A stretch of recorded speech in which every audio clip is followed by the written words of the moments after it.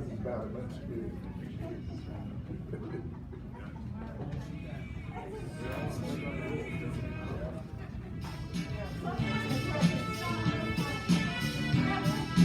All right, everybody, happy Monday. Got plenty of room to jump up and down now, right? Everybody come stand to your feet. Ready? All right. Let's get that heart rate going. You are growing new brain cells as we speak. Let me hear it. Woo-hoo! All right, give yourself a round of applause. Good job, good job. Welcome, everyone. Who here is ready to have fun tonight? Say aye. Good. All right. Who here needs to heal their broken brain? Anybody? Okay. Well, if you're thinking that now, then you really need to be here.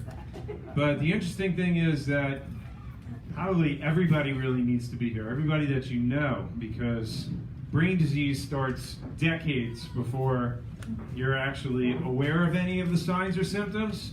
So thank goodness that you're here right now. So everything that you're going to learn is going to be absolutely 100% applicable. How many of you guys have been to workshops before? Raise your hand. Good. Keep your hands up. You've been to 3 or more workshops. 5 or more? 10 or more? 20 or more? 30? 50? 100? All right. Give them a round of applause, everybody. Who here, it's their first time tonight, never been to a workshop before? Raise your hand. Anybody? No guess? No guess? Wow, that's good. Okay. Okay. All right. Very nice. Very nice. Okay, so let's just jump right into the meat and potatoes, because we got an important workshop tonight. So, dementia and Alzheimer's, believe it or not, if you did not know, it's the fastest growing disease in the United States. Literally 500,000 cases will be newly diagnosed this year. 1 out of 9 people over the age of 65 and 1 out of 2 over the age of 85. So as we get older, your brain actually atrophies, and for some people that's going to be happening faster than for others. 1 out of 3 seniors dies with Alzheimer's. It kills more people than breast and prostate cancer combined every single year. Every 65 seconds, someone in the United States develops what? Alzheimer's. So on the right, you see a normal brain. On the left, you see an Alzheimer's brain. And, you know, realistically, you got to picture yourself moving either in one direction or the other. Is there a cure for Alzheimer's disease right now? No. There are no drugs that reverse it or cure it. Most experts agree that the earlier you get started on this, the more time you're buying yourself if you're really going to head in that direction. So again, it comes back to prevention and early application of everything that we're going to talk about tonight, so that you can stave it off as long as possible. And that's really what we're going to be talking about. So basically, a lot of this comes down to lifestyle. We talk about genes for diabetes, genes for heart disease, genes for cancer, and some of us, it runs in our families, right? Did you know there's a gene for Alzheimer's disease? You guys aware of that? There's a couple of genes that they've identified for Alzheimer's, and you may or may not have those, but if you do have those, again, when we look at genetics to predispose us to any disease, what's the percentage that we're looking at, that we're talking about there? Anywhere, a lot or a little? Anywhere between 5 and 10% maximum. So what you're telling me is that 90% of that is really in our hands, our actions, our lifestyle? And the answer is what? Yes, yeah. So by what you do, your environment, how you manage your stress, your eating, your exercising, all that is, you know, for better or worse, you're either going to turn those promoting genes on or turning the Alzheimer's promoting genes off. You're going to turn the Alzheimer's fighting genes on, or you're going to turn those Alzheimer's fighting genes off. It all depends on who? You, yeah. Who's responsible for your health? You are, yeah. So I'll give you the information, and then what you do with it is up to you. Some of you guys are going to take this to the bank and you're going to cash in on it, and that's my wish and my prayer for you. So it all comes down to the lifestyle that you lead. How many of you guys know people that love to take drugs? They don't go to chiropractors, they don't believe in massage, they don't believe in this, they don't believe in that. They just love their doctors. They love to take drugs. They love to get surgeries. They live their life out of a medicine chest, right? Basically. And that is a lifestyle that basically turns on the cancer promoting genes, the Alzheimer's promoting genes, and turns off those Alzheimer's fighting genes. And so when you're looking at all these medications that so many people take, it doesn't take too much research to look at the side effects that mimic dementia. Now, I used to give this as a handout, but I'll go through it and tell me if this rings a bell for any of you guys. Anti-anxiety medications like Ativan, Valium, you heard of Valium? Klonopin mimics dementia, right? Tegretol, Dilantin, anti-seizure medications. You ever heard of those? Mimics dementia. Prozac, Zoloft, Celexa, Lexapro. What are those? Antidepressants. Really? Can cause memory loss? Mimic depression? Yeah. Benadryl, Zyrtec, antihistamines. How about heart drugs, blood pressure drugs, cardiovascular drugs, warfarin, atenolol, metoprolol? Any of these? Some of you guys are on this right now. And this is what I want you to consider. Are you accelerating the process of dementia and Alzheimer's, or are you going to become aware of these things for you and your family members and say, oh, maybe what can I pluck out? Possibly what can I work on? Some of these things tonight you'll be like looking back on other workshops. Yeah, check that off, check that off. Ooh, wow, I really need to work on this. And our goal is to identify a couple of these key things that we can all work on. Prednisone, oxycodone, codeine, statins. Maybe you weren't aware of this, but FDA statements include language to the tune of cholesterol drugs causing cognitive side effects such as memory lapses and confusion. Were you aware of that? On the side of the box, you can find that for any of the statin medications. If anybody here is on cholesterol medications, something important to be considered. This is one of the most prominent side effects that people deal with as a result of cholesterol medications. So again, if you're on these medications, you're living this type of lifestyle, ask yourself, is this something that could be accelerating my journey toward dementia or early Alzheimer's disease? Because that's what studies are pointing to. It really affects a lot of people in that fashion. Obesity. Well, what's obesity? What's the difference between being obese and overweight? BMI, body mass index. So do you know what your body mass index is? It's the height weight ratio, or your waist to hip ratio. So if your waist is much larger than your hips, once you measure, you put the tape measure around, you start figuring these numbers out, and there's an equation that tells you where you're at. If you're over 30, you're obese. It doesn't go so much by your weight, it goes by the proportion. So if you're over 30, you're obese. If you are overweight, you're somewhere between 25 and 30. If you're 24 and under, you may be normal body weight. Were you aware of that? This is important because people who are obese have what? 4-fold increased risk of dementia. Basically, the bigger the belly, the smaller the brain. The bigger the belly, the smaller the brain. So the more weight you put on, you start increasing in size. We know now, studies show there's brain shrinkage. But there are graduated effects of this also. So again, if your BMI is over 30, then you're looking at a 4-fold increased risk. If your BMI is over 25, if you're overweight, you're still doubling your risk of dementia. So it pays to really know where you're at. How many of you guys have ever had one of those weigh-ins with Deborah? You stand on the scale and it gives you the printout. Pretty interesting, because you don't know what your BMI is just by standing on a scale. A lot of people basically are within what they would consider normal body weight, but they have high body fat percentage. And we call them skinny fat people. They're skinny looking on the outside, but they're fat on the inside. Very, very unhealthy. Fatty liver. And again, you're with all of these increases in those numbers, whether it be overweight or BMI, you're increasing your risk of Alzheimer's disease, dementia, cancer, heart disease. So it's a really important number. And if you don't know it, you can always ask Deborah. She could schedule a weigh-in for you. Deborah does an amazing job with our weight loss program. It's so good. She's so effective with it. She puts a guarantee on it. If you don't lose at least 15 pounds, she'll put you through the program a second time at her expense. It's something like that. But she's pretty successful. She's really successful at what she does. She eliminates the guesswork. She has you come in and she weighs you in like every week or 2 weeks and make sure you're on track. Not just losing weight. The more important thing is not losing weight. It's getting your BMI down. It's getting your body fat down. It's getting your muscle mass and your water up.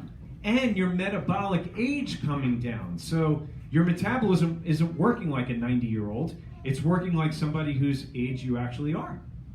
So if that's important to you, talk to Deborah. I'm telling you, she's really good at what she does. I see the notes that she keeps. I see the transformations with the people that she works with. I highly recommend that you talk to her. So again, we're talking about lifestyle. We talked about obesity. We talked about being overweight. Check the box. Is it something that you need to address? That's the whole reason why we're here, right? Just as obesity causes the brain to shrink, we know that we can actually put Miracle-Gro and fertilizer in our brain to make it grow. Wow, what is the fertilizer? What is the Miracle-Gro for our brain? If we could put Miracle-Gro in our brain and make new healthy brain cells, does that sound like a good idea? Anybody interested in how to grow new healthy brain cells? Well, every year your brain actually shrinks. There's one part of your brain, the hippocampus, which is used for memory, learning, concept formation, kind of important, right? Okay. So that particular part of your brain that you see in that black picture right there, that's the location of it, it basically decreases in volume and size about 1% every year. As you age, it's going down. It's going down unless you do something about it, and we can actually make it go up. So the question becomes, what can you do to not only stop the atrophy of your brain, but actually expand the volume of your brain? Make new healthy brain cells. Any takers? Anybody interested in that? Okay, here we go. Studies have shown this. We know this to be sure, for sure. This is called aerobic exercise. All right. How many of you guys exercise more than once annually? Give yourself a pat on the back. So exercise is pretty good when you do it regularly. They did a study. They took elderly individuals. I don't know what elderly means. For some of you guys, it could be over 40. For some of you, it could be over 80 or anywhere in between. But here's the point. They took these people and they gave them aerobic exercise to engage in 20 minutes 3 times a week. How long? 20 minutes 3 times a week. So that was one group. And then the control group, they just did stretching and toning as opposed to the aerobic exercise. And after a year, they went back and measured. And what did they find? The people who actually did the aerobic exercise, they saw an increase in size in the hippocampus. And they know that when you exercise, when you oxygenate like that, particularly aerobic exercise, you stimulate something called BDNF, brain-derived neurotrophic factor. That's the Miracle-Gro. That's the fertilizer that promotes new healthy brain cells, axons and dendrites and all the neurological parts of your brain that cause it to fire on all cylinders, stimulated automatically when you what? Exercise. Not stretch, not doing yoga. I'm not saying that stuff is bad for you or don't do it. I'm just saying that if you want to grow new brain cells, what do you have to do? Exercise. How often? Once a year? No. Okay, at least 3 times a week. And for many of you, you've heard me say this before. Some of you guys you're on blood pressure medication. You don't like where your blood pressure is. You want to bring that down. You take your blood pressure medication every day. Why don't you exercise every day? If you want to reduce or get off any particular medication, why don't you look at your exercise as a medication alternative? You're not treating that disease instead of a drug, but what you're doing is you're giving your body the resources that it needs to prop itself up without pharmaceuticals. But you can't do that like 3 days a week. I mean, clearly the studies show it does benefit, but listen, we're here to get serious about our health, and if there are many of you here where brain disease does run in your family, or you're looking to reduce, get off your medication, blood pressure, diabetes. I'm not going to tell you to get off those meds, but I will tell you to get serious about your habits, your nutritional habits, your exercise habits. 20 minutes. Rarely is there a person that I have a conversation with who can't find 20 minutes out of their day. All right? So it's something that everybody can do. It's really just a matter of what? Commitment. You know? What is your health? Hey, what is your brain worth? Right? Is there any more important, valuable real estate in your body than your brain? Yeah. No. Think about that. Let that rattle around in your noggin while I transition here to the next side. Okay, so we got physical exercise, which you know helps to what? Promote new healthy brain cells. There's secret number one. Secret number two is what? Mental exercise. So we have physical fitness, but mental fitness. Now, as you get older, if you become less mentally fit, what's going to happen from there? That's when everything slows down. Your mind slows down, your body slows down, and now you start moving toward getting 1 foot in the grave. And this is what I've seen when people actually retire. I'm looking at all the retirees here. Let me finish my sentence. Okay? At least I got your attention. What happens typically when a lot of people retire? What do? They just go golf, they go to the beach, they travel, but they don't actually engage their brain. Now, what they found is that if you don't actively engage your brain and you don't flex your brain muscles, they will what? They'll atrophy. Yeah. So what can you do to flex your brain muscles? You guys know some of these, like do crossword puzzles or jigsaw puzzles, or come to workshops like this where you're continuing learning and growing. When you stop exercising your brain, what happens? Does it get bigger or smaller? It's smaller. It starts degenerating. It starts decaying. It starts decreasing in size. So that's why we always say at the workshops, when you stop learning, you stop growing. And when you stop growing, you start what? Dying. So that's why I always ask, how many people you've been to 30, 40, 50, 100 workshops? You guys are the champions of this. You know this, and that's why you keep coming back. It doesn't matter how many times you've been to a brain workshop or a diabetes workshop. There's no two that are ever the same, are there? No two workshops are ever the same. Life is like that spiral staircase. You keep going up, and you come around, and you look down from a different angle, and all of a sudden there's wisdom and enlightenment. You're like, wow, I never thought of it like that before, but you've heard it 100 times before. You're just at a different season in your life. And that's the blessing of it. We're all learning. We're all in this thing together. Next month we have Heart Smart Nutrition. All right, so the next one that is going to destroy or degenerate the brain is inflammation. How many of you heard of inflammation? Okay, so is inflammation a normal response? Yes, it's part of the healing response. You ever bang your elbow or bump your knee into a wall or a bed and it gets all swollen? What is that? Inflammation. Why do you have that there? Because it's bringing blood supply. It's bringing healing to the area. So when we are under a lot of stress and we have trans fats and we have a lot of sugar and our bodies are loaded with toxins, that's what drives inflammation. Constantly driving inflammation becomes systemic, and it affects your brain also. When your brain is inflamed, what do you think that does? Is that miracle grow? Is that fertilizer for your brain? No. It's brain shrinkage, it's brain degeneration, it's brain damage, which is a major causative factor for Alzheimer's disease, dementia as well. So look at all these things, and again, let's talk about this a little more deeply. Margarine, synthetic butters. Hopefully you guys do not allow that into your house or across the threshold of your lips at this point. Cottonseed oil, soybean oil, vegetable oils.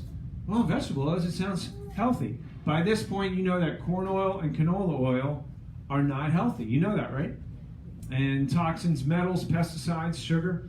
So these are all the things we need to dig a little more deeply into, because if it just rolls over you like a wave, you're going to miss a lot of this and you'll still allow it to be affecting you negatively.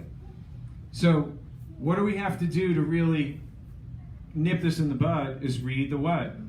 Read the labels. Are you reading labels? Everything that you buy that you take home from the grocery store, you get delivered from Amazon or Whole Foods or wherever now, right? Are you reading the labels? Because in the labels, you're able to find a lot of these things that are driving inflammation in your brain and in your body, causing a lot of the health problems that you may be suffering from or predisposing you to develop.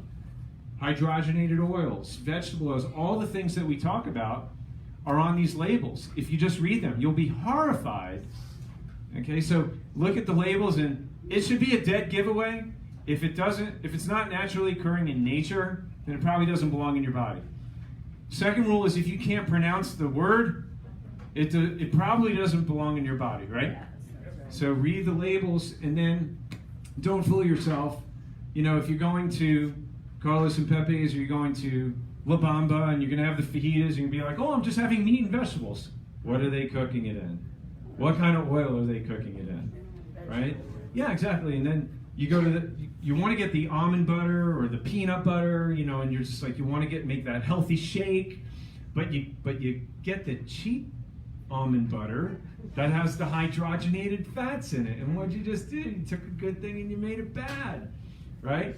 So it's always, every time you come back, it's always going to be, we're just adjusting the dials, right, Bob? Just adjusting the dials a little bit more, because we do it all of us. It happens to all of us, and you wake up at a workshop, you go, oh, I blew that one. Yeah, and then so take a good look at this, because there's redemption available still. I promise you that. So increase the good fats. Here's some of the ways that you can redeem yourself. Extra virgin olive oil, all these good omega fats. We really need this, because 70% of your brain is made up of what? Good fats. What percentage of your brain? 70%. The majority of your diet should be good fats, not grains. Good fats. Extra virgin olive oil, avocados, coconuts, raw seeds, nuts, oils, almonds, walnuts, avocados, flaxseed oil, EPA, DHA, the fish oil capsules, vitally important to help your brain function and fire on all cylinders, and actually help to regenerate new healthy cells. Can you guys hear me in the back there? Can everybody hear me? Okay. So, what are some of the most common memory complaints that people have, that you have? Do you remember names and faces? Do you forget names and faces? Ever sometimes, maybe? Do you forget where you put things? Do you forget appointments? Forgetting a word, it's like you got this thing and it's like on the tip of your tongue. So this may be some of the early signs of brain degeneration. You know, sometimes they're common, sometimes you're just distracted, but if you find this happening more and more frequently as time goes on, it may not just be a coincidence. It may be something you need to be proactively doing something to address this. So, if you did not know this, there are studies which show that the EPA, DHA, the fish oil capsules actually help with memory. This researcher published and said, in our study, healthy people with memory complaints who took EPA, DHA capsules for how long? 6 months, had almost double the reduction in errors in tests measuring learning and memory performance versus those who took a placebo. So it's well known, and I want everybody in this room to be aware of that it's an easy solution, and everybody really should be taking one of these, unless you're eating fish and shrimp every single night of your life, which I highly doubt. Everybody should be taking this as a supplement. I take one in the morning, and then I take another one at lunch. And again, we got to plug up the holes in the leaky bucket of what we're thinking today is complete nutrition that we buy at the grocery store, which it's not. And the soil that they grow all of these wonderful looking nutrients is depleted of the minerals. And so because of that, the vegetables and the fruits are also depleted of their vitamins and nutrients, antioxidants. So if you're serious about your health, supplements are not a recommendation, they're a requirement. Very, very important that you guys understand what you're doing and why you're doing it. And that's why I like to go through this. What else does this benefit you? Lowers your blood pressure. Did you know that? Lowers your blood pressure. Fish oil capsules prevent arrhythmias. They're good for your heart. Triglycerides prevent blood clots, fight cancer, fight depression, counteracts inflammation, and wards off mental decline. How is that for bang for the buck? How about that? Journal of Alzheimer's Disease. They talked about buildup of toxic proteins in the brain, which I'm going to show you what that looks like when the brain becomes entangled. So they said that older people who load up their plates with carbs have nearly what? 4 times the risk of cognitive impairment. What kind of carbohydrates? Breads, pastas, rice, cereal, potatoes, and when they're mixing it with the proteins, the chicken, the beef, things like that, when you're mixing carbs and proteins and you're having a lot of carbs, it does something bad to the brain. Let me show you what that looks like. See on the left there, can everybody see the picture down there? The picture on the left is the Alzheimer's brain, and you see a dark spot there. Can everybody see that? Okay, that's what they call glycation. That's where the neurofibrils become entangled. And they know this to be true in Alzheimer's patients. They found this in 1908 with the first Alzheimer's patient. What do you think his last name was? Alzheimer, yeah. And so when she finally died, I think at the age of 50 or 51, they dissected her brain, and this is what they discovered. And they found a trend, and they found that people who had Alzheimer's and was preceded by dementia, they had this formation in the brain which was called glycation, or neurofibril entanglement. And so it's just a sticky mess that gets worse and worse, and the brain becomes inflexible, it becomes hardened, it becomes stiff. And so I don't want to get too more technical than that, but just understand that when you become diabetic, when you have high blood sugar levels, this is what causes the glycation. What causes glycation? High what? High blood sugar levels. That's why they found that the older people who are loading up their plates with carbs are quadrupling the risk of Alzheimer's disease. And the same would be true with what? Diabetes. So, as it turns out, diabetes is really just a precursor to what? Alzheimer's disease. Yeah, that's why this is so important. That's why I've told so many of my patients, who are overweight, if you're overweight, you're doubling your risk of becoming a diabetic. If you're a diabetic, you're doubling your risk of getting Alzheimer's. So it's this nasty cascade effect that takes you very, very quickly, and you're in the water without paddles, and you're heading toward the falls. Nothing to stop you. So how do you know if you're predisposed to this or you're at risk? You may not be overweight, but you may be pre-diabetic. As a matter of fact, half of Americans, half the people in our population, half are either pre-diabetic or diabetic. Did you know that? 50% of all the people that you know are either diabetic or pre-diabetic. And what that means is they're on their way to some sort of brain degeneration. And that kind of explains the statistics that we're seeing now, right? Every 65 seconds, someone's diagnosed with Alzheimer's disease. Do you guys see the same trend that I see? Like everybody and their brother and their mother coming up with these issues? I'm seeing it.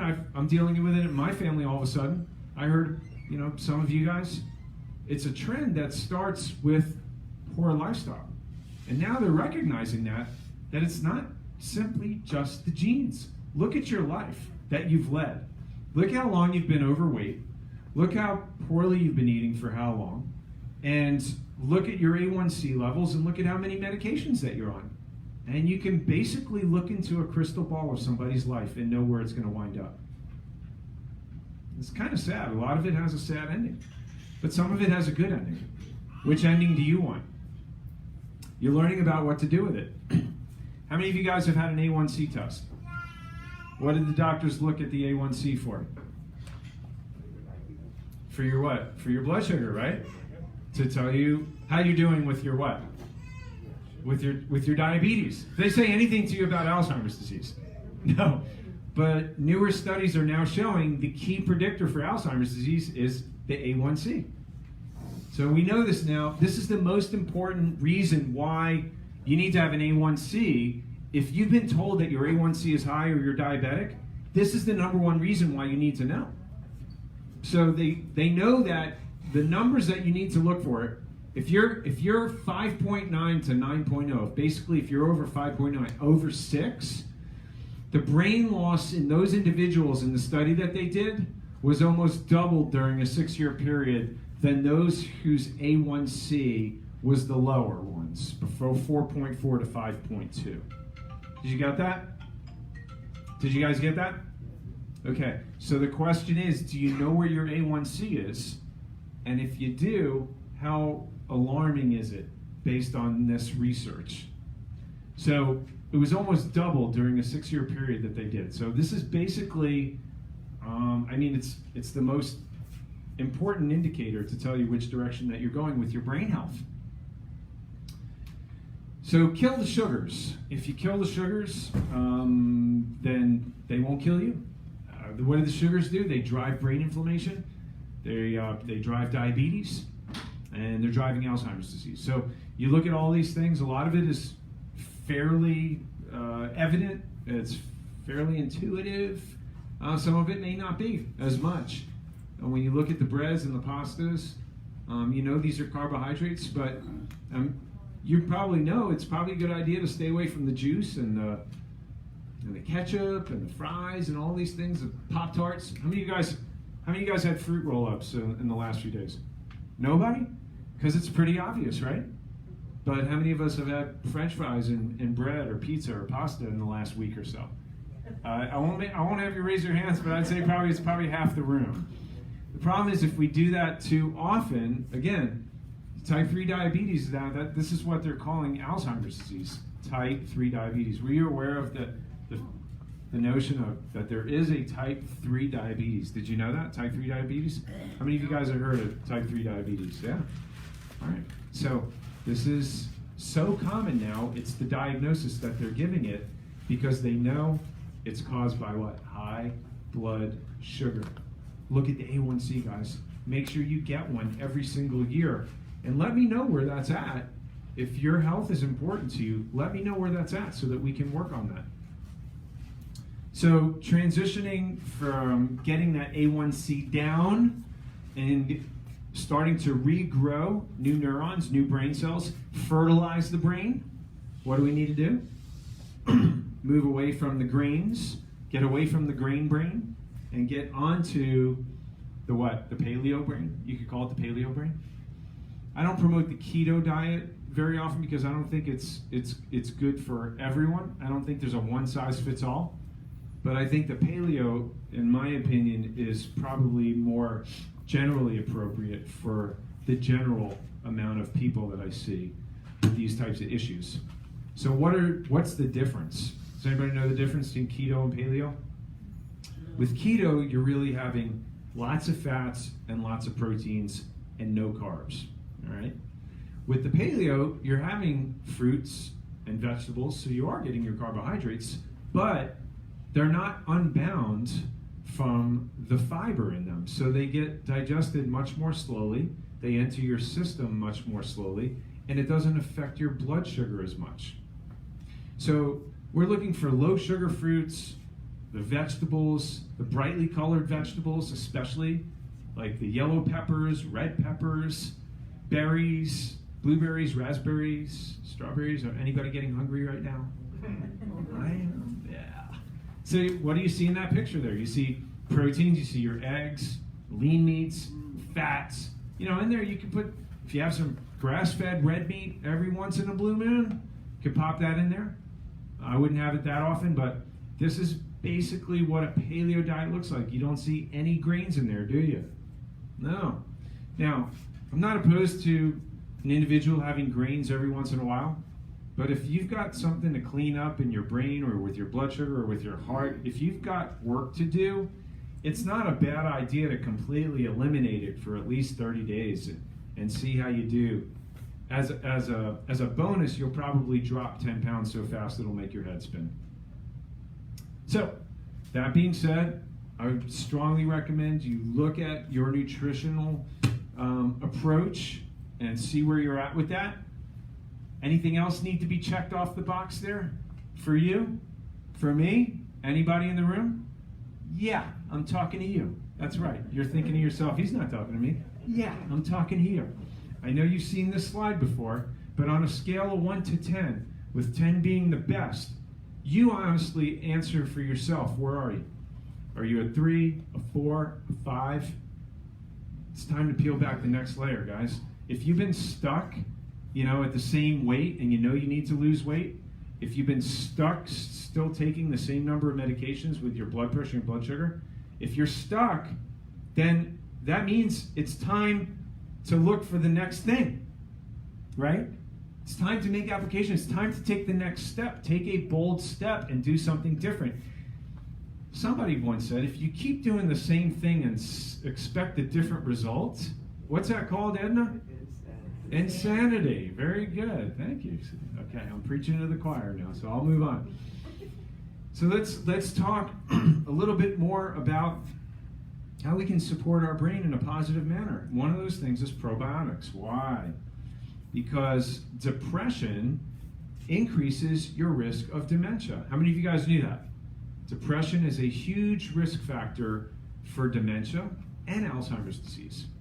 Now, where does depression stem from? In many cases, other than life circumstances, because I would say pretty much in everybody's life at some point, things are going to go sideways. You're going to get kicked in the butt or kicked in the groin, and life's going to throw you for a loop, right? Some people get depressed. Some people move on. That's one part of it, compartmentalized. The other part of it is what causes depression in a lot of people comes from the lifestyle. What causes you to feel happy or low or depressed? Top of the world, bottom of the barrel, right? Hormones, neurotransmitters. It's your body chemistry. It's the chemistry going on inside of you, the chemistry of life. Neurotransmitters, right? Dopamine, norepinephrine, right? You have your neurotransmitters and you have your hormones. The neurotransmitters, serotonin, norepinephrine, dopamine, all that is made where? In the gut, yeah. Matter of fact, 90% of your serotonin is made in the gut. And that in particular is what you need to keep you feeling happy. So, think about this. We've got all our trans fats, antibiotics, sugar. What does that all do to the flora in your gut? Kills it, right? What does that do to your immune system? Kills it. What does that do to your risk of COVID? Increases it. What does that do to your serotonin production? Kills it. And what does that do to your risk of depression? Increases it. You following me now? So how important is that microbiome, that the health of your gut? Can't tell you. There's so many different things, so many different factors in your health that depend on it, besides your peace, your happiness, that feeling of well-being. So one of those every single day should be a cornerstone and a foundation, not just for brain health, but for overall immunity, especially in this time that we live in, that we're going through right now with the pandemic. Right or right? So another constituent, supplementally, vitally important, is the curcumin. Interestingly enough, has the most evidence-based or backed literature based on the fact that it's an anti-inflammatory. And what did we say is part of the recipe for dementia and Alzheimer's? Inflammation of what? Of the brain and your body. Sometimes your whole body aches, your shoulder, your knee, you're just aching all over, right? That's from inflammation. So what I tell a lot of my patients who have a lot of pain, 2 capsules in the morning, 2 capsules in the afternoon. And that's something that will definitely help with the inflammation, to help to reduce the inflammation. This comes from the Indian spice turmeric. How many of you guys cook with turmeric? That's good. Only problem is that you'd have to dump a couple of bottles in there at one time to get a therapeutic dosage. So the capsules are concentrated therapeutic dosages which help to get a clinical outcome, such as reducing inflammation of your brain. Does that make sense? The other thing, which I am betting that you did not know, is studies, double-blind studies, which they have just done, show that the curcumin attacks the amyloid plaques that they find form causing Alzheimer's disease in your brain. Did you know that? Another reason why this is so important. Obvious for our discussion tonight, why this would support something like that. All right. So Peter Drucker, one of the world's most well-known business leaders, said, "You can't change what you don't measure." You cannot change what you don't measure. So if I asked you what your A1C levels are, what are your inflammation levels? Would you know those numbers right now? If I asked you what your vitamin D levels are, would you know exactly where they're at right now? Some of you might say, "Oh, my vitamin D is good, my doctor checked it, it's in the normal range." Well, I got news for you. There are studies coming out now with all the COVID excitement showing that if your vitamin D levels are over 70, your chances of dying from COVID are nearly 0. So that's a long way off of the bottom range of what's considered normal, which could be 30, right? Or 40. Do you want your vitamin D levels down there in the lower normal range, or you want them in the higher normal range? Yeah. So the question becomes, exactly where are your inflammatory levels? What number is that? And what number is your vitamin D at? If you're serious about your immune system, about your immunity, about your brain health, you have to know exactly where these are. So there's one of two ways of doing that. Go back to your doctor. Actually, there's 3 ways. Go back to your doctor and say, "Listen, I need this blood test. I need the HSCRP, which is the hemoglobin A1C. I need a vitamin D, and get that blood test and bring it back so we can look at that." If they can't do it or they won't do it, you could call a mobile phlebotomist. If they are willing to come to your house right now, which the last time I checked they weren't because of COVID, then they could take your blood, send it to LabCorp, and you could get the result.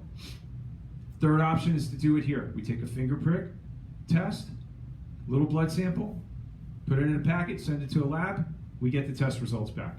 And we get those numbers, which tell you exactly where it's at. Now, this is so important that we've made it now standard as part of our wellness plans. Some of you guys have already been part of that, but I mean, we've put it in all of our wellness plans. We don't just do thermal scans. We don't just do, the x-rays every year. Now we're doing the vitamin D and the CRP test. That's standard as part of my protocol for making sure you get the highest quality care that we can offer you.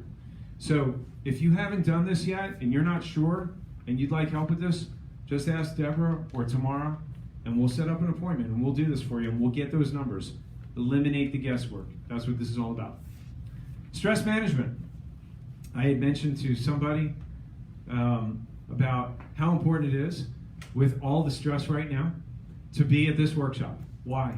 Because what does stress do to your brain? It decreases it. Stress shrinks the brain. Did you know that? Yeah.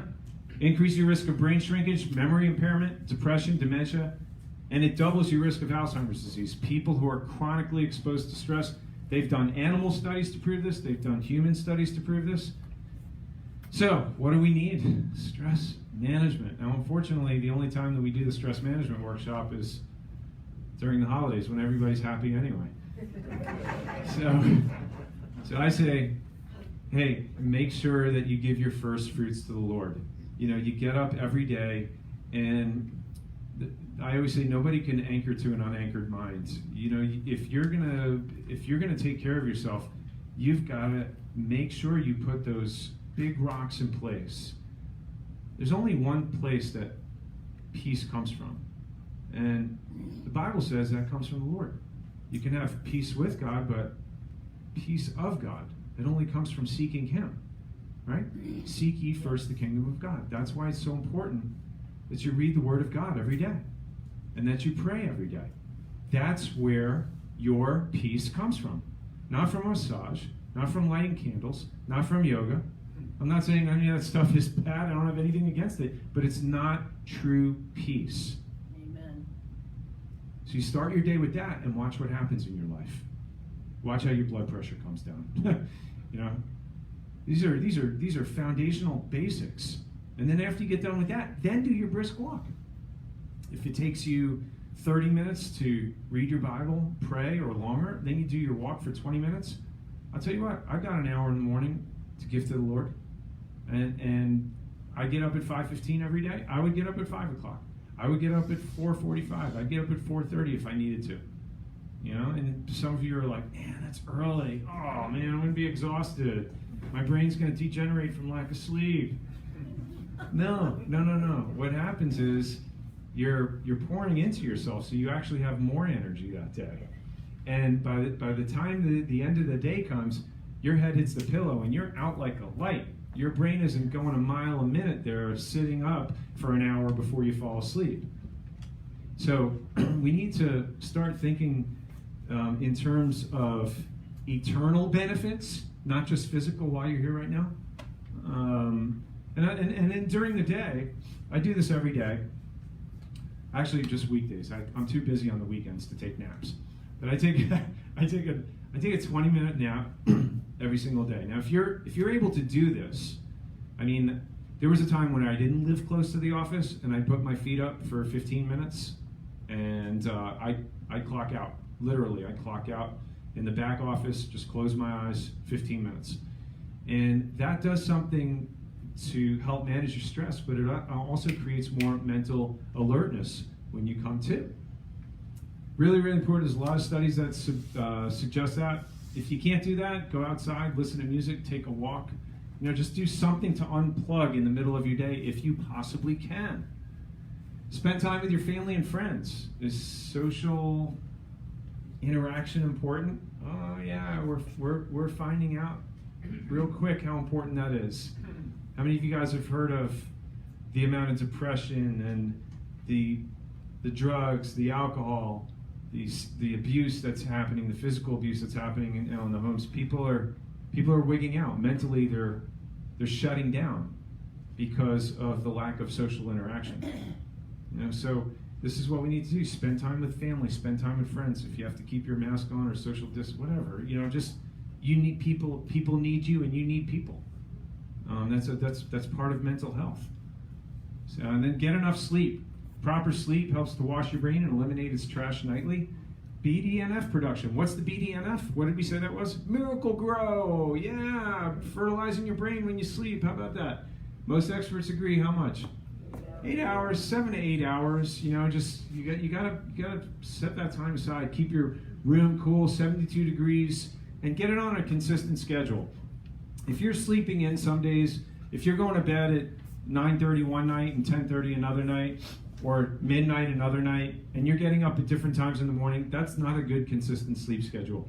A good, healthy, brain-healthy sleep schedule would be going to bed at 10 o'clock every night, waking up at 6 o'clock in the morning. Every single night. It doesn't matter if it's a weekday or a weekend.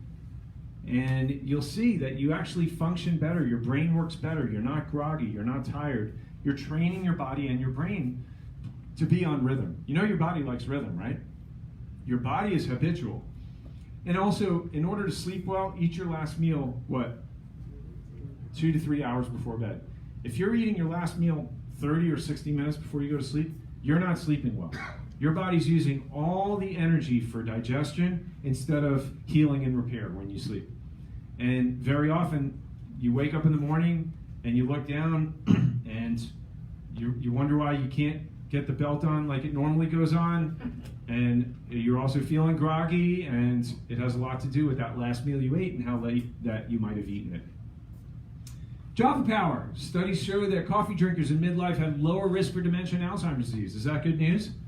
Yeah. So you can drink your coffee? Well, you know, in moderation, they said. They said the lowest risk was found with moderate coffee drinkers, 3 to 5 cups per day. That's a little more than I drink. So I don't know if I'd recommend that, but what I am saying I want you to be exposed to is that the organic coffee has fat burning benefits. Like it's got the antioxidants, magnesium, chromium, zinc, and it helps you control your blood sugar. It's good for fat burning, but it also helps to create BDNF. More miracle grow for your brain. More brain food. So just make sure that you get the kind that doesn't have the the pesticides and the herbicides. You want mountain grown organic, right? All right, the moment that you've been waiting for back there, and we want to call some of our family members up here, our staff, our wonderful staff. Everybody give Deborah, Tamara, and Victoria a hand. And they're going to help us today. We're going to give out a couple of awards. And the first award is for perfect adjustment attendance. These are for folks who've never missed an adjustment. They've gotten great results, and we covet that. We love and appreciate you for doing that. All of you who do that. Particularly, we want to recognize tonight Rika Matthew, and Adriana's not here, so she's here in spirit. Rika, can you stand up? We're going to come around and give you a Medal of Honor for your perfect adjustment attendance. And some nice x-ray changes on there, too. We have another one for 6 or more workshops, and this is our graduation degree for Elevation Health University, or University Core 4 degree, or Core 4, Function, Fitness, Nutrition, Education. This goes to Moses Cross. Everybody give Moses a big hand, a big round of applause. 6 or more workshops. Nicely done, my friend, nicely done. All right. Everybody stand up and actually, just stand up. Just stand up. We can't touch each other. No, don't touch anybody. Don't breathe on them. Keep your face masks on. Hold your breath for the next 60 seconds. And if you start turning, no, we have to stop. We're getting COVID fatigued, aren't we? All right, so tell you what you do. Just jump up and down like this. Get the blood going. Get your energy going. Because the mind can only absorb what the seat can endure. Okay, good. Wave your arms up and down. Wave them in the air like you just don't care. All right. Good. All right, have a seat. That was awkward. Hope to never do that again. All right. And so, just finishing up here, a couple more things. I want you to look at this chart here. Oh, by the way, there's some t-shirts for you guys. I'm specifically giving them to everybody who's sitting in the front row. You know why? Because my 13-year-old son told me to do that. So give them to everybody in the front row. No, I think that was Leon. But at any rate, we're rewarding you for being the teacher's pet tonight. Thank you. So look at this chart, and what you're going to see is these age groups here. The green is 0 to 40 years, the yellow is 40 to 60 years, and the red is 60 to 75 years. And what you're going to notice there is the earlier that you intervene with somebody who's on their way to dementia or Alzheimer's, the greater the ability to delay the onset is. So in other words, if you start working with somebody who's got mild cognitive impairments, in their early 60s, and they already have signs of that, forgetting and all the things that we talked about, it's a slippery slope. I mean, you cannot prolong that and get the extra 6 to 10 years like somebody that you would find in the primary or secondary stages of intervention. You got that? What studies are showing now is that, as I said in the beginning, you can't prevent Alzheimer's. I mean, you can't cure Alzheimer's, you can't reverse it. But what they're finding is you can actually stave it off for many, many years, 6, 10, 12, 15 years, depending on how early you catch it. And that's why it's so important that each of you are here. You're here at different stages, different age groups, but think about your family members. Think about your husbands, your wives, brothers, sisters, all the people in your family who may not know what you know right now, who really should have been here. They could have benefited from this. So what I'm going to tell you is that we're recording this right now on Facebook Live, and if this is important to you, look for the link. We're going to email you the link, or you can go to Facebook tomorrow and get them the link so that they could watch this and make sure that they're on the same path as you, because it's a time-sensitive thing. The longer this goes on, the less correctable, the less preventable it becomes. Does that make sense? Okay, so I've talked about a lot of things today, but I want to talk to you about toxicity. we talked about what? We talked about nutrition, we talked about exercise, we talked about supplements. It's kind of like rebuilding all the different parts of your house. Like the analogy is, we just put a new roof on, we painted the inside, put new kitchen cabinets in, we just redid the whole house with all these lifestyle changes, except you got termites. How does that work? Not so good. And that's what toxicity is. Like, everybody's on the ball with eating good and exercising. You probably didn't learn a whole lot extra, as far as eating good and exercising. Maybe some other different things here and there. The big one is toxicity, because this is the one layer that most people fail to peel back because they don't know how toxic they are. Everybody's toxic, we all know that, but you just don't know how toxic you are because you've never really measured it, you've never quantified it, and you've never gone to the level of making sure that you've pulled it all out. So it festers in there and it eats away at your body cells and your brain like termites. Doesn't matter how good you eat, exercise, take supplements till the cows come home, you still got these things lodged there, destroying the cells, eating away like termites. And that's what I was thinking about today, the three big things, the three big ones that you need to be aware of that do the most damage to the body and the brain: mercury, lead, and pesticides. Mercury, lead, and pesticides. Let's talk about glyphosate. They've shown how this actually, along with vaccines, can open up the blood-brain barrier. And when that happens, you're actually increasing the risk of senile dementia. This is called Roundup. I mean, if you guys know that Roundup is glyphosate's the active ingredient in Roundup. So they put this primarily in all of the soy and the corn. So it's genetically modified to withstand that pesticide. And so, you look at everything that we eat today. It's basically GMO. It's basically corn and soy because it's cheap crops. So, along with French fries, the burgers, the buns, the sodas, everything is from corn and soy today. Even infant formula, soy-based. So the problem is it's getting in, and there's very little that we can do to keep it out. And if you look at that chart right there, it shows you that deaths from senile dementia over a 20-year period of time with the glyphosate application completely correlated. The number of deaths from senile dementia, which is shown in the yellow bar graphs, and then the glyphosate application is the red line. Can everybody see that? So one of the things that you need to do, besides some sort of regular detox, is make sure that you're buying non-GMO, right? If you're buying non-GMO, then at least you're careful about this as much as you possibly can be. But you have to give a lot of thought as far as where your sources are coming from. But for the most part, for most of us, it's already made its way through there to the brain. The second toxin is lead. Where do we find lead? We find lead in the water sources. Where else do we find lead? In the what? In the brain, yeah. And paint, yeah, paint. From years ago, it was left there, but a lot of the houses still have lead-based paint. There was lead in the gasoline. Way back in the day, there was lead. I shouldn't say there was. There is lead. Studies that they've done recently in lipsticks, 60% of the lipsticks that they sell today have lead. Now we call it the kiss of death. Yeah.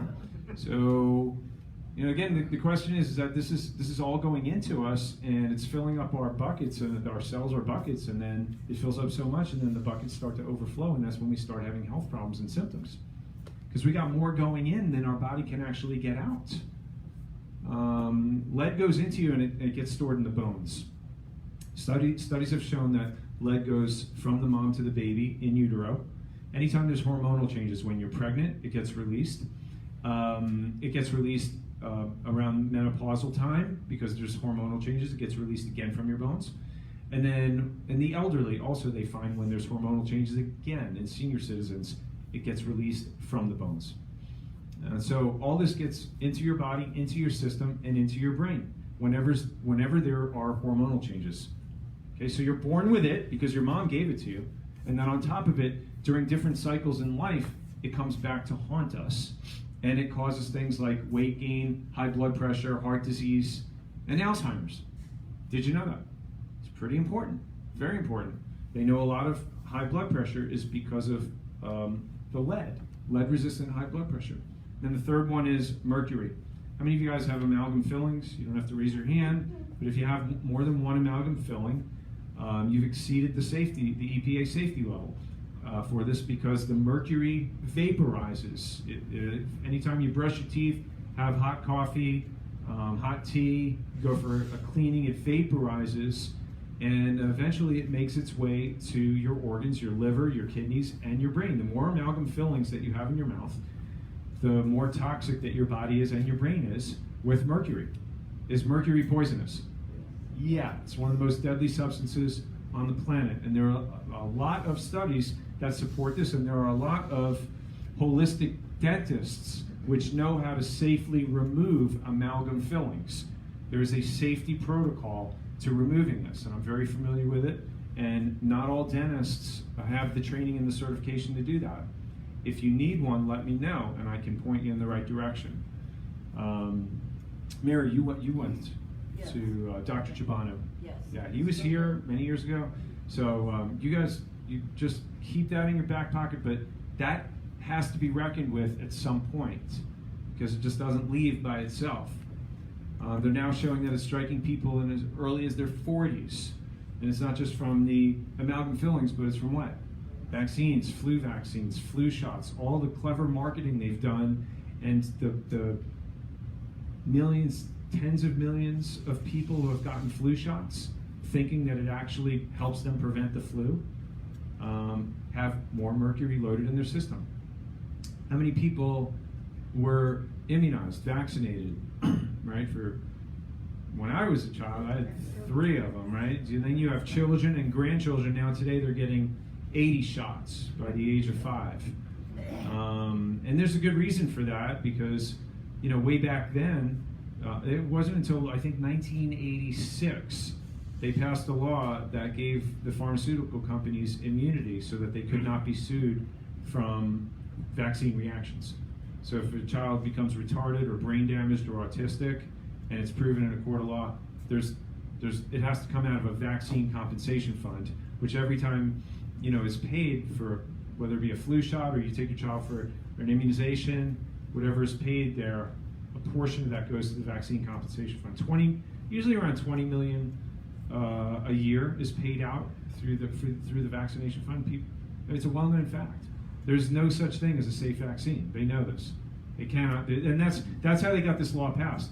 They said to Congress, we cannot guarantee safety from vaccines. It's impossible for us to do that. So we're just going to stop making them. And Congress said, no. We'll give you immunity to lawsuits. So this is where we're at now. And now, what are we looking at very soon here? A COVID vaccine. I better stop there, because it could get ugly. So basically, you know, if you're not in the know with this and you haven't done anything, you've got to at some point become realistic about how you're handling the toxicity. You may be taking fish oil capsules, you may be taking curcumin. Like I said, you're doing all these things, but if you haven't got to the termites, and you've still got a big problem. You know, so all these things we deal with on a daily basis, all of us, formaldehyde in your pillows, your mattress, chlorine, fluoride in your water, lead in the water, sodium lauryl sulfate in our cleaning products, in our toothpaste, in our shampoo, aluminum in the deodorant. How many of us have been exposed to mold in our homes, knowingly or unknowingly? Prescription drugs, we already showed how toxic they are. So again, it's at some point you have to ask yourself, okay, how toxic am I, and when do I take the next step to address this? We all have to face that question. There's one of 2 ways. You can do it generally in a very gentle way, in a general kind of a shotgun way, or you can do it very specifically. Now, I would always recommend the general, low-level, safe way as a maintenance. But if you've never actually been tested for toxicity to see how toxic that you are, and actually measure that, then that would be the ideal if you could do that, if you've never done that before. And there's a specific way that you need to address these things. And the first thing is to make sure that you're healing up the cells. All functioning in your body happens at a cellular level. If the cells are inflamed, if the cell wall doesn't work, the nutrients can't get in, the toxins can't get out. You can't toxify, you can't detox if the cells are damaged. So you have to take your body through a process to where you repair and regenerate these cells. You reduce the inflammation, you regenerate the cell membrane, and then you remove the toxins. You have to prepare the lymphatic glands, the gut, the liver, the kidneys. You have to prepare all these detox organs, making sure that they're working properly. And then last but not least, you have to make sure that all the toxins that you pull out of the cells in your body and your brain get bound up and pulled out of your colon into the toilet. Otherwise, where do they go? Back into the liver and back into your body and back into your brain. So there's lots of different cleanses that people do, colon cleanses and this cleanse and that cleanse, but none of it has been scientifically proven to get the stuff out of your brain and out of the cells and out of your body. So you have to go through these specific phases and stages, and there's 3 phases of the cellular detox program that I'm talking about. First phase is to give nutritional support to the detox pathways. Like I said, the lymphatic system, the gut, the liver, the kidneys. You have to prepare the cells to function properly so that they can actually start pulling the cells out. The first 30 days you do that prep phase, and then you get retested to look at your level of inflammation and see how that's come down. Because the level of inflammation is a pretty good sign of how toxic that you are. We test that before you start this. After you finish that prep phase, that first stage, you get retested. Kind of like we do with everything else in the office. We go through a process and we look at your progress. The body phase is actually where you start pulling the toxins out. The first 30 days, you're really getting your body healthy. You're restoring the normal function to your body. The second 30 days, you're actually starting to detox here. But you're pulling. And then the last phase, you're pulling the toxins from the what? From the brain, yeah. And this is where the magic happens. This is where you really start seeing the CPU in your computer start to boot up. Right, David? Things really start firing on all cylinders. And this is a very specific, targeted methodology of getting down to the deepest levels of where those toxins hide, like termites that are destroying body and brain cells. Anything else that you do might be good for you, but it won't be targeted, and it won't be specific, and there won't be an evidence-based outcome. The only way to know for sure is to do the tests. So the meta-oxy test shows oxidative stress, which is a measure of inflammation. And basically, it's a kit that we have here. And we get a urine sample, we put a reagent in there, and it shows us where you're at. We look at it on a graph and see how inflamed your body is, how toxic that you are. This is 100 times more sensitive and more specific than a blood test. If this, in and of itself, if that test costs $1,000, it would be worth it, because it could literally help us pinpoint how toxic that you are, and then we can measure again in the post tests every 30 days and see the progress there. The other way that we can measure toxicity is with your vision, because when you're toxic, it affects the optic nerve. So when we're testing you with that vision chart there, we're not looking at letters in the alphabet, we're looking at lines to see which way they point. And it can tell us, basically, if you've lost the ability for contrast sensitivity. And that, again, happens in people who are neurotoxic. Very specific tests, and again, this is something that you see improve as time goes on. As I said, there is something that's more general, non-specific, and that can be found in the Ultraplex Complete Clean. This is a shake that basically you take 2 scoops, you mix it with water or almond milk or coconut milk, and it's got 26 grams of protein, it's got very low sugar carbs, a little bit of fat, antioxidants, and it's got a broad spectrum of multivitamins in it. But in particular, some of the nutritional supplements in here, like N-acetylcysteine, sodium sulfate, watercress, this is all to help support detoxification. It helps your body make glutathione, which is the master antioxidant, which helps to support phase 2 liver detox. So again, what is this? It's detox, but it's more general and at a lower, more gentle level, something that you can do every day. Is that important? Yeah, that's why I do it every day. But I've already gone through the true cellular detox twice. I did it 2 successive years. And many of you in the room have already done it also. And you definitely come back, you come out better on the other side of it for sure. So for the supplements that we've talked about tonight, we only give the discounts at the workshops. We're offering 15% off. So it's a little bit more than we normally do, but that's just for the supplies that we have here tonight. So if you guys want to stock up on that, this would be a good opportunity to do that while addressing everything that we've talked about for your brain health, for staving off brain degeneration, for doing something very specific. Now you know why to do what you're supposed to do, right? At a very specific level. We've talked a lot about that. And this will help you be proactive with that. So we got a limited supply. I don't know if we got enough for everybody there, but I'm sure it'll help many of you here tonight. Another way to get a discount is to write us a good review. Write us a 5-star review online. You can get a 25% gift certificate. So we enjoy reading those reviews because other people are reading them. I had a gentleman drive up from Miami today because his massage therapist recommended me. And then he went online and he read all the wonderful reviews that I'm looking at. You guys, many of you have written these reviews, and he read all those, and that's what he said to me. He's like, my friend told me, and I didn't really believe her, but I read all those reviews online, and I'm like, wow, we got to go check this place out. And what happened when he came in today, this morning, Derek?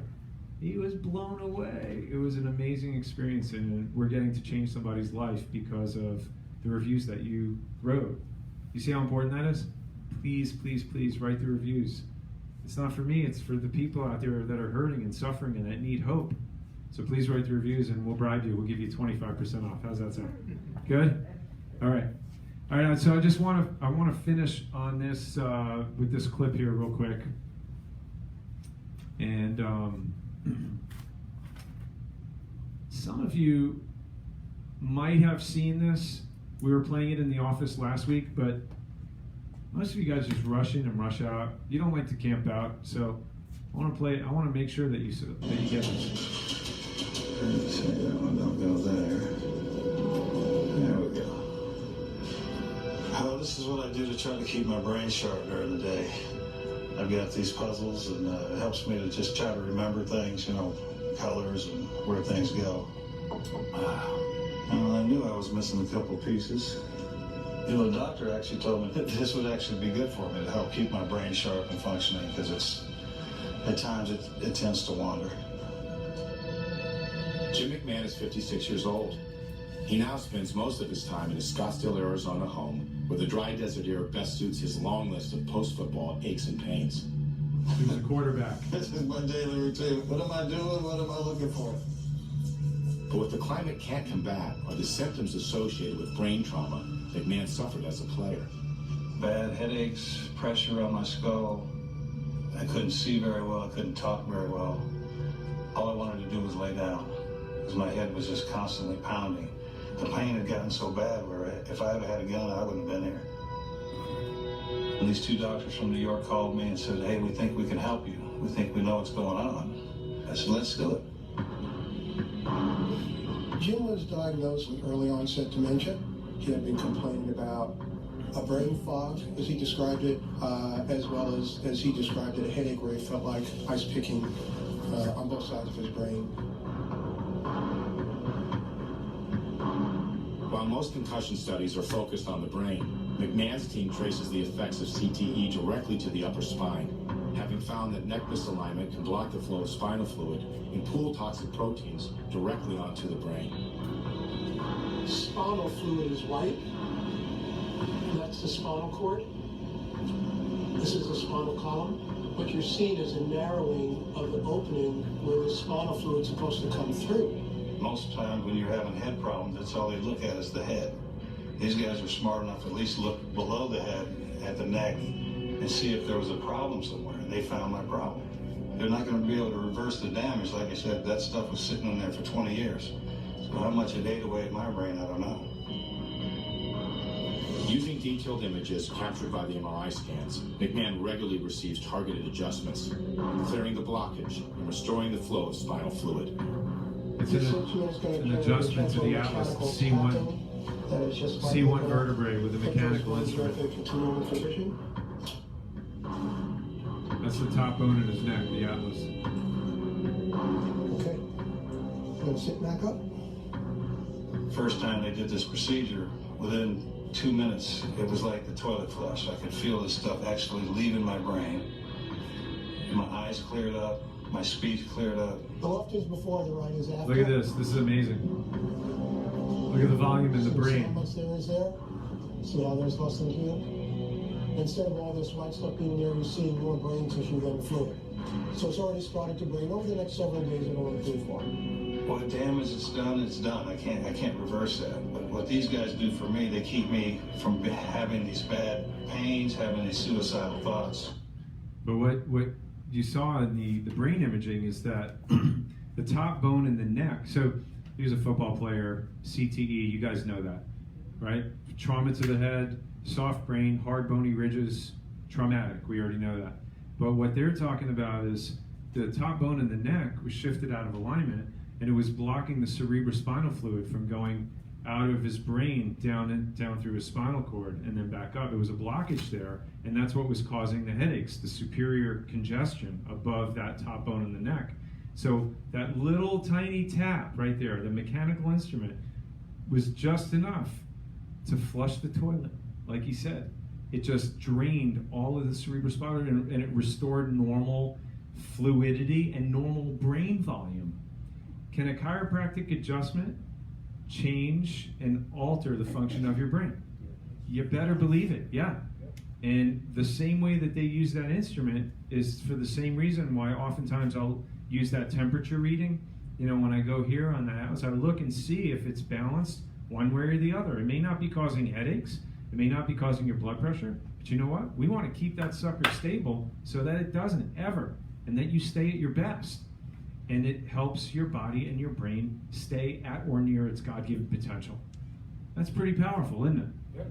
So we know that C1, C2, that area is intimately involved with brain function. And that's the most important part of your body. That's the most important part that controls your immune system. That's why I always say, get your flu adjustment. Don't get a flu shot. Get your flu adjustment. That's the area that controls your immune system. If you look up at the top part of the chart, that C1 says it can cause headaches, nervousness, trouble sleeping, head colds, high blood pressure, migraines, nervousness, forgetfulness, tiredness, and dizziness. So making the whole point of this is make sure you keep that area clear, whether you have those things or not. You know, if you're a guest here tonight, are you getting your spine checked on a regular basis? Most of you guys are patients. You're doing this regularly. You're getting that taken care of. But the bigger question is who in your family or your friends are not. You know, there's a part of your spine that literally controls everything. And when the bones shift out of alignment, it interferes with those nerves and it shuts the communication down to those parts of the body. Whether you feel it or not, whether you're aware of it or not, it only takes the weight of a dime on one of those nerves to shut down 60% of the communication from the brain. And what does that cause? Problems. What's more important than treating a problem? Did somebody say preventing it? Thank you, Carolyn. Finding it, fixing it, preventing it.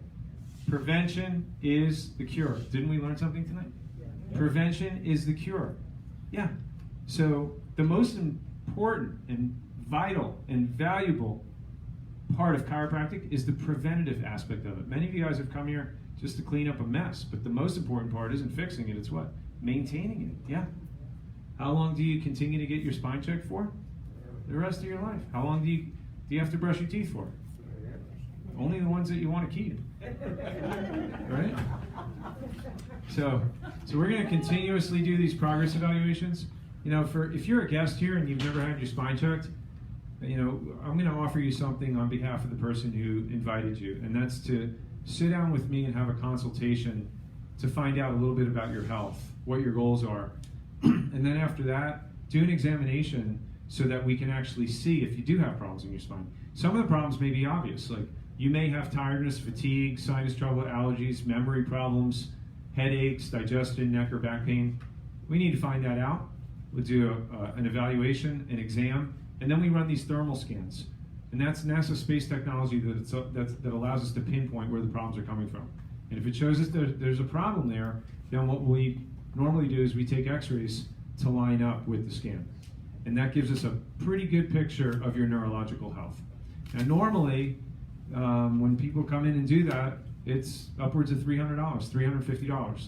But on behalf of the person who invited you here tonight, we're doing that for only $47. We rarely include the x-rays, but it's an amazing gift that the person who, on behalf of who brought you in, is giving you tonight. And you can take advantage of that if your health is important to you. The offer stands probably for the next 5 minutes. It ends when I leave the building. So that means that we're done. So I appreciate all of you guys for being here. If you're a guest tonight and you'd like to make an appointment to have an evaluation with me, see Deborah right over there.